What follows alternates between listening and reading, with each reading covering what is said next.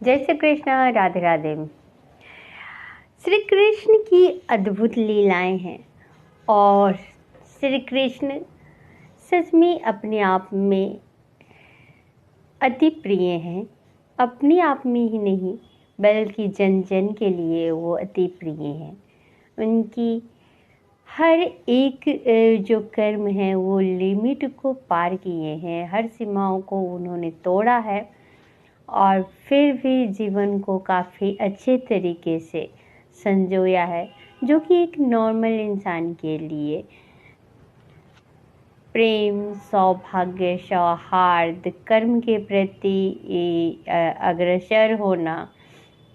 गीता का हर श्लोक बताता है कि आप कर्म पथ पर अग्रसर होइए, जीवन के हर मूल्यों को समझते हुए, हर भाव को जीते हुए, पर उस भाव से अटैच नहीं होना है, निर्विकार होना है। हम हर कार्य को करते हुए भगवान को समर्पित करते जाना है और अपने कर्म के प्रति वफादार बनते जाना है। वैसे भी जीवन जो है ना, हर एक व्यक्ति को उनके कर्मों के द्वारा ही पहचाना गया है, चाहे श्री कृष्ण भगवान हो, चाहे राम जी हो, चाहे जितने भी व्यक्ति हुए हैं, वो दूसरों के कर्मों के द्वारा नहीं पहचाने गए, वो अपने कर्मों के द्वारा पहचाने गए हैं। तो इस कारण से हमें अपने कर्म पर फोकस करना चाहिए, अपनी चीज़ों को जानना चाहिए, अपनी मानसिक स्थिति को सही करना चाहिए। चलिए हम जो इसका 28वां श्लोक है वो लेते हैं। दुष्टमं स्वजनं कृष्णं युयुत्सु समुपस्थितं सीदन्ते मम गात्राणि मुखं च परिशुष्यति।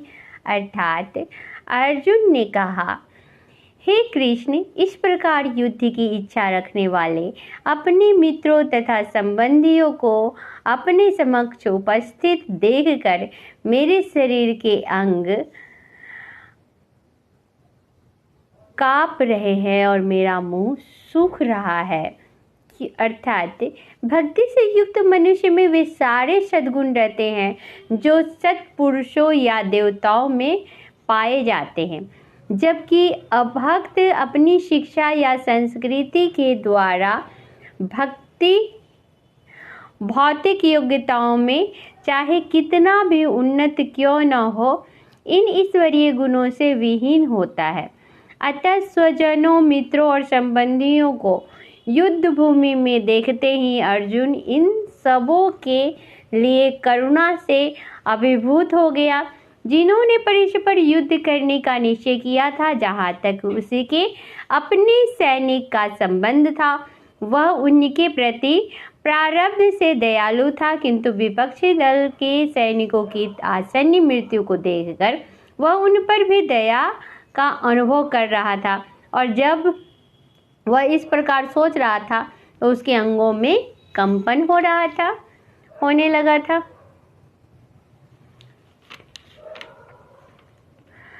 मुंह सूख रहा था। उन सब को युद्धाभिमुख देखकर उसे आश्चर्य भी हुआ कि प्रायः सारा कुटुंब, अर्जुन के सगे संबंधी उससे युद्ध करने आए थे। यद्यपि इसका उल्लेख नहीं है, किंतु तो भी सहज अनुमान लगाया जा सकता है कि न केवल उनके अंग काँप रहे थे, बल्कि उनका मुंह सूख रहा था। अभी तो वह दयावश रुदन भी कर रहा था। अर्जुन में ऐसे लक्षण किसी दुर्बलता के कारण नहीं, अपितु हृदय के कोमलता के कारण थे, जो भगवान के शुद्ध भक्त का लक्षण है। अतः कहा गया है कि यस्यस्ति भक्ति भगवत चिन्नाम सर्वगुणे सस्तत्र समस्ते शुरा हराओ भक्तस्य कुंतो महादुगुना मनोरथे नासति ध्यातो वही। जो भगवान के प्रति अविचल भक्ति रखता है उसमें देवताओं के गुण पाए जाते हैं, किंतु जो भगवद भक्त नहीं है उसके पास भौतिक योग्यताएं ही रहती हैं, जिनका कोई मूल्य नहीं होता है। इसका कारण यह है कि वह मानसिक धरातल पर मंडराता रहता है और ज्वलंत माया के द्वारा अवश्य ही उत्कृष्ट होता है। भगवत वैपथुश्च शरीरे में रोमहर्ष जायते गांडीवं संस्रते हस्ताक्त्वश्च परिदहते। अर्थात मेरा सारा शरीर कांप रहा है, मेरे रोंगटे खड़े हो रहे हैं, मेरा गांडीव धनुष मेरे हाथ से सरक रहा है और मेरी त्वचा जल रही है। तात्पर्य यह है कि शरीर में दो प्रकार का कंपन होता है और रोंगटे भी दो प्रकार से खड़े होते हैं।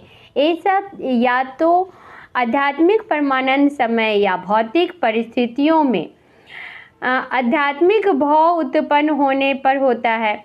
दिव्य साक्षात्कार में कोई भय नहीं होता। इस अवस्था में अर्जुन के जो लक्षण हैं वे भौतिक भय अर्थात जीवन की हानि के कारण है। अन्य लक्षणों से भी यह स्पष्ट है कि वह इतना अधीर हो गया है कि इसका विख्यात धनुष गांडीव उसके हाथों से सरक रहा था और उसकी त्वचा में जलन उत्पन्न हो रही थी। ये सब लक्षण देहात्म बुद्धि से जन्य है। न च शक्रोम्यवस्थातु भ्रमत्यु च मे मना निमित्तानि न पश्यामि विपरीतानि केशव। अर्थात मैं यहाँ अब और अधिक खड़ा रहने में असमर्थ हूँ, मैं अपने को भूल रहा हूँ और मेरा सिर चकरा रहा है। हे कृष्ण, मुझे तो केवल अमंगल के कारण दिख रहे हैं। अपने आधैर्य के कारण अर्जुन युद्ध भूमि में ऐसा कुछ बोल रहे हैं, खड़ा रहने में भी खुद को असमर्थ पा रहे हैं और अपने मन की इस दुर्बलता के कारणों से आत्मविस्मृति हो रही है। भौतिक वस्तुओं के प्रति अत्यधिक आसक्ति के कारण मनुष्य ऐसी मोहमयी स्थिति में पड़ जाता है और ऐसा भय तथा मानसिक असंतुलन उन व्यक्तियों में उत्पन्न होता है जो भौतिक परिस्थितियों से ग्रस्त होता है। अर्जुन को युद्ध भूमि में केवल दुखदायी पराजय की प्रतीत हो रही है। वह शत्रु पर विजय पाकर भी सुखी नहीं होगी, क्योंकि निमित्तानि विपरीतानि शब्द महत्वपूर्ण है। जब मनुष्य को अपनी आशाओं में केवल निराशा दिखती है तो वह सोचता है मैं यहाँ क्यों हूँ। प्रत्येक प्राणी अपने में तथा अपने स्वार्थ में रुचि रखता है, किसी को भी परमात्मा में रुचि नहीं होती। कृष्ण की इच्छा से अर्जुन अपने स्वार्थ के प्रति अज्ञान दिखा रहा है। मनुष्य को वास्तविक स्वार्थ तो विष्णु या कृष्ण में निहित है, बुद्धिजीवी इसे भूल जाता है। उसे भौतिक कष्ट उठाने पड़ते हैं। अर्जुन ने सोचा कि उसकी विजय केवल उसके शोक का कारण बन सकती है। तो दोस्तों, आपने देखा कि किस तरह से श्री कृष्ण भगवान से अर्जुन जी बोलते हैं कि मैं अपनों को कैसे मारूं, मेरा तो इनको मारने का बिल्कुल भी मन नहीं कर रहा, मेरे हाथ पैर कांप रहे हैं, मेरे होठ सूख रहे हैं, मैं ऐसी हालत में कैसे अपनों पर गांडीव चलाऊंगा, कैसे तीर चलाऊंगा। ये सारे लोग जिन्होंने मुझे अपनी इतना प्यार से रखा है और ये आज मेरे लिए मुझसे लड़ने आए हैं और मैं अगर जीत भी गया तो कैसे सुख पा पाऊँगा। तो ये सब सोच कर ही वो काफ़ी हृदय उसका करुणा प्रेम से उमड़ रहा था।